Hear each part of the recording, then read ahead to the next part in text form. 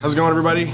Andy McCullough, Dylan Hernandez, Minute Maid Park, very strange place that hosted a very, very strange and interesting and tiring and 2017-ish baseball game tonight as the Dodgers lost 13-12. Was it the score? Yeah, it's almost. It felt like 3 games in one almost. It was ridiculous. Too much game. Too much game. A lot of great moments, and think about the ones that didn't even come through, like when Ethier came up.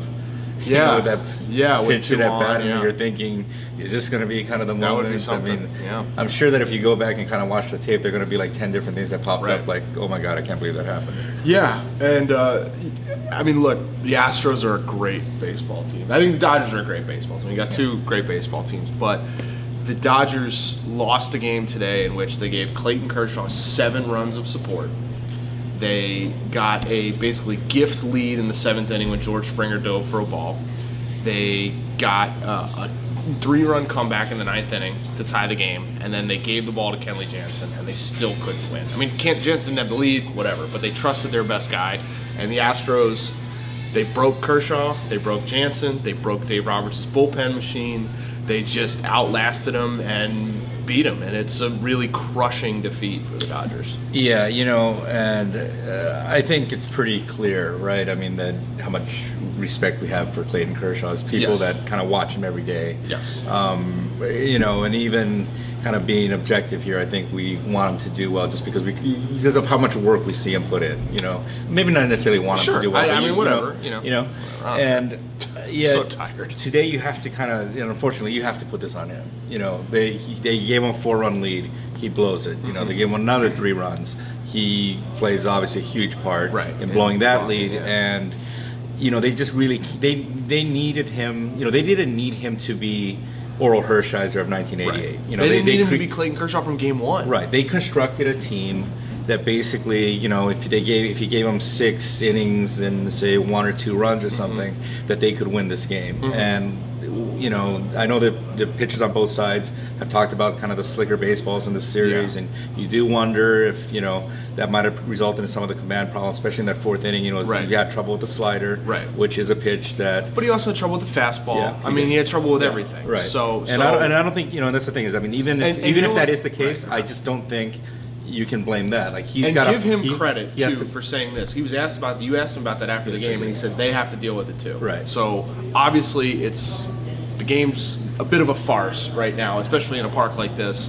But give Kershaw credit for not saying like, oh, well, I couldn't throw, I couldn't grip my slider, blah blah blah. Right. He wore it, and you could see it on his face that he was wearing it. He was pretty roughed up. Yeah, and I think probably from his standpoint, what was so disappointing was how admirably the offense kind of came back and rallied behind him, and it's really, I think, before one of these, it was a game 1 or maybe the last NLC. I don't know, these players feel like they've gone on forever, but at some point I think who was it, Kike Hernandez went to him and say, we got you. Right.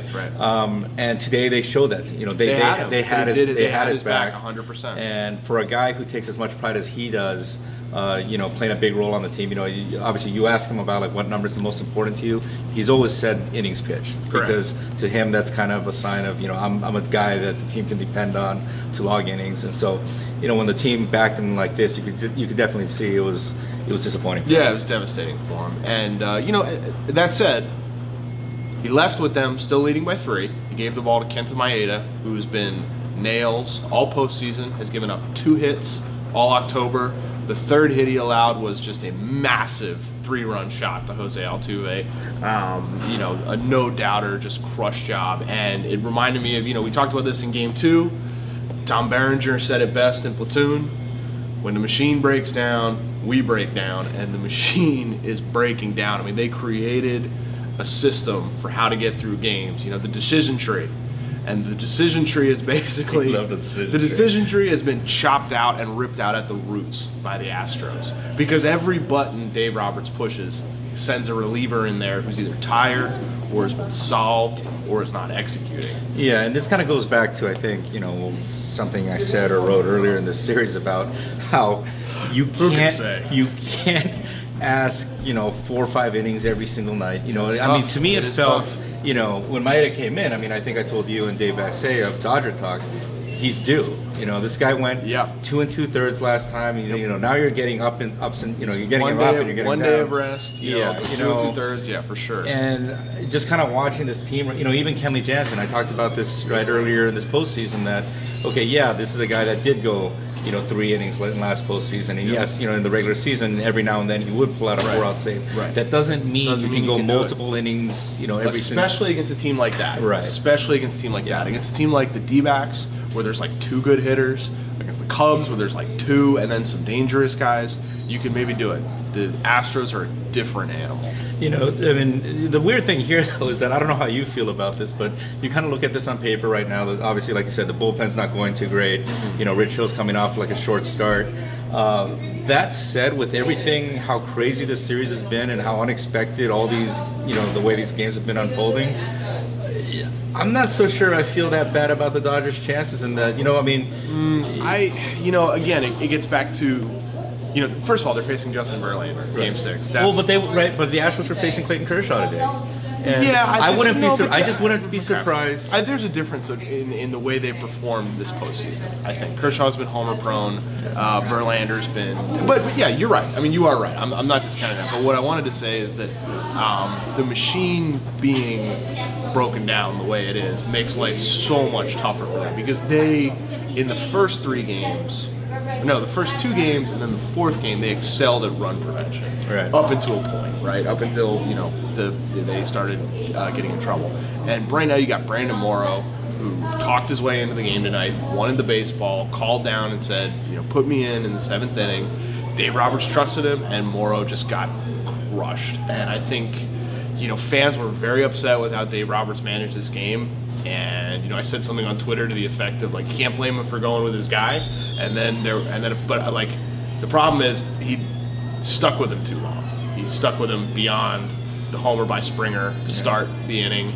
There were like 3 hard hit balls after that, and they didn't have a guy up in time, and that really hurt them tonight.